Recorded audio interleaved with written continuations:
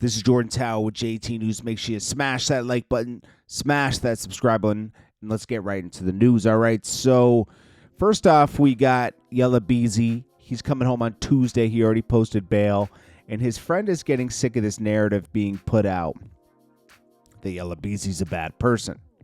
He says he does food drives for people and everything, and people are now slandering his name in Dallas because this Mo 3 situation.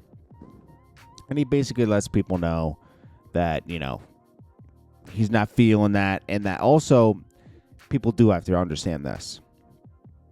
Mo 3 was terrorizing Yella Beezy. He tried to kill Yella Beezy, too, on the highway. Don't forget. Yella Beezy was sent to the hospital, crashed his car, was shot up, almost died. Okay? So, they're just equally as guilty. It's just like the Big U and Wack100 thing. They're both gangsters from the street that do stuff, okay? Just Wack100 is trying to send Big U to jail. That's the difference, okay? Wack100 is trying to be the new Suge Knight, essentially, in a different way, the friendlier Suge Knight. He'll rock you to sleep by being friendly. Now, we've all seen this piece of the paperwork where Wack100 begs for his life. Okay, he says Henley recounted to victim 1 an incident in which Henley and Roland 60s, as Big U as Henley, members chased down Wack100, attempting to hurt him. There's 15 to 20 guys with us in hoodies tied down. I've got my hoodie on all black tied down. She's like, boom. She jumped out the car, paid for UI, and then took off. Boom.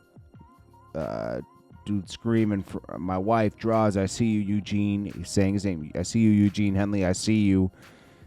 This is like recounted word for word, okay? Who would say Eugene Henley? Okay, right? He's got his blower out. He's messed up because nobody's around. We're like, I'm like, yeah, bitch. He's like, I don't want to die here, man. You don't want to do this. My wife and kids are in the car and screaming. I'm going to tell you something, man. Here's the funny thing. Wack100's in here trying to ridicule Trap Lord Ross for reading this. This is in the indictment. It's not like Trap Lord Ross wrote this himself, right? This is what's in the indictment. Wack100 offers information on this incident. Oh, what you don't know is that we set him up. We wanted him to come to in that garage, and I had guys at 3 o'clock, 12 o'clock, and 9 o'clock, and we were ready for him, but he didn't know that. You can't make this up. Wack100 is going to talk himself right into it. You know how Wack100 goes after Jim Jones for being on the wiretap and then not being brought in? This is just as bad. He knows so much information, right? Not just this piece of information, right? Where he's involved in it. I'm talking about he's like, yo, people call me and offer me information about Big U, and, I send them the indictments, right? Places they can go. Yo, he says, I leave my number on the internet purposely for that reason, so people can reach out to me with information. You can't make this up. What person offers this? That's supposed to be a gang member, It's insane. And then he really is offended that it's in the paperwork that he was begging for his life. Well, so what? They got you. They caught you slipping. You could be begging for your life, but he's adamant that he really had the drop on Big U the whole time. And he says Big U told him all to back down because, Wack100 has a blower and he's gonna kill me, man. He's gonna kill me first. Don't do anything. What? But he was threatening Trap Lord Ross, like, don't play with my name. I wasn't begging for nothing. I just had the drop on him, and I was calmly telling him, stop it, man. Wack100 feels like he's getting backed into a corner because people are starting to realize, how does he have so much information? How does he know that the indictment was coming down and that this is going to happen to Big U. How does he know of every indictment? How does he know of every situation, even situations he's not involved in? Knows all the details. Okay? You can have your ear to the street, but he has his. It's almost like he's there with a camera the whole time. He's offering every Big U situation that's in that indictment is somehow connected to Wack. The loose cannon testimonies on all the podcasts that they put into the indictment. It's almost like all this information was typed up, handed into the feds, so they could type it into an indictment. I mean, come on.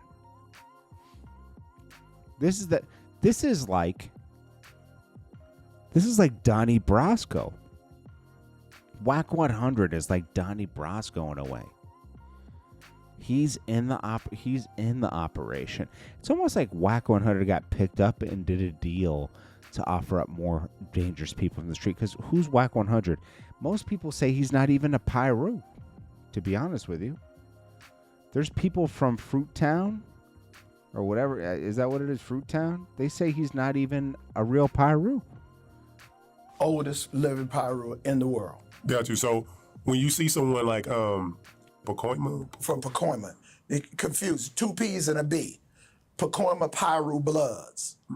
Okay. You're either blood or you're a Pyru. So you're either blood or a Pyru. You can't be both. But Wack100 says he's both. So you can't be both? No. So when he say that, well, I guess I'm confused now. So Yeah. what exactly is Wack? He mad at me because he confused. See, I mean, most people say this about Wack100, even Gene Deal. And they name up and shit. Like that's gonna scare some niggas. Like niggas give a fuck about that. Nah, bro. When you come out here on the East Coast, niggas don't give a fuck about that Pyru shit, bro. Niggas don't give a fuck about that nowhere but in Cali.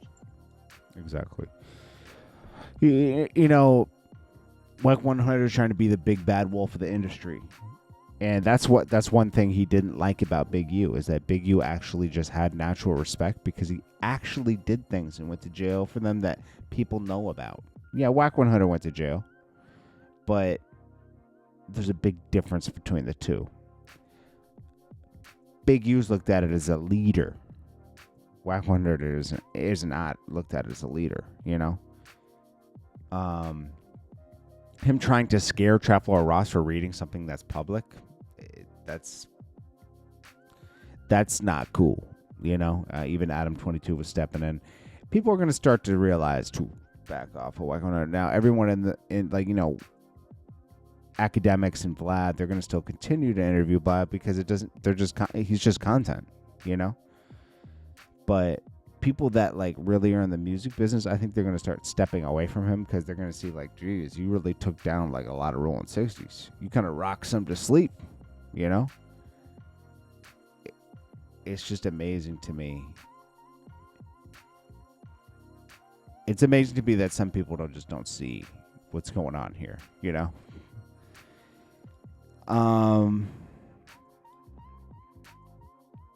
Eminem, his engineer, I guess, was it his engineer? It was someone that was on his team, leaked his music, and they're in trouble with the feds now. Federal charges for stealing music. I don't know if it was at, let's see, Joseph Strange, federal charges for allegedly taking tracks from the rapper's private collection. He's a 46-year-old former audio engineer. You can't even trust anybody. He worked at a recording studio in Michigan from 2007 to 2021. Like, was he underpaid? I mean, why would he want to take his music? He says 24 unreleased Eminem songs spanning 2 decades from 1999 through 2018. Stolen tracks were reportedly stored securely, password-protected hard drives, in a locked studio safe. He sold the unreleased material for around $50,000 worth of Bitcoin. Jeez. Among the buyers was a Canadian individual using the online alias Doja.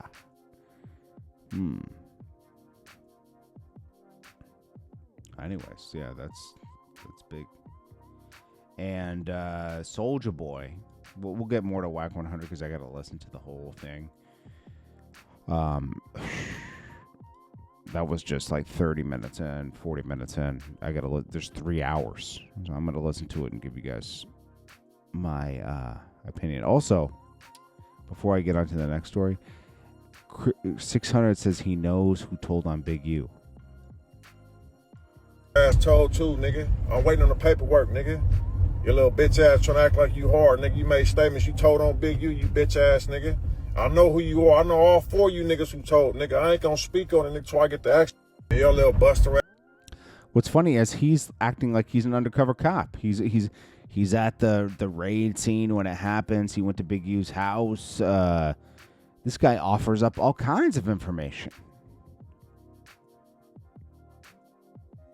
Why are they doing this takedown? Big U. All these people hate Big U. Big U mistreated some people, and they went straight to the internet. Instead of going to the police, they went to the internet. These guys take a code and everything. I'm a gang member. I'm this. It turns out it doesn't mean anything, as we know. To never trust another criminal. Let's just say that, okay? Soulja Boy faces disturbing allegations, of taking advantage of a woman and abuse from a woman identified as Jane Doe. I love this strategy. Jane Doe, who worked as a hip-hop artist's personal assistant from December 2018 to late 2020, and is taking him to. She didn't go to the cops. She's going straight for money. She testified that he threatened her safety and her family and all this other stuff, had send shooters to her home. He took a video of me I wasn't too proud of, sexually. On one occasion, he punched me in the face. He hit me afterward for getting blood on him. No way. This is probably fake because the woman won't identify herself and won't go to the police. If something like that happening, you go to the cops. Anyways, I'll check you guys on the next one. There's a lot more to uncover. This is Jordan Tower, JT News.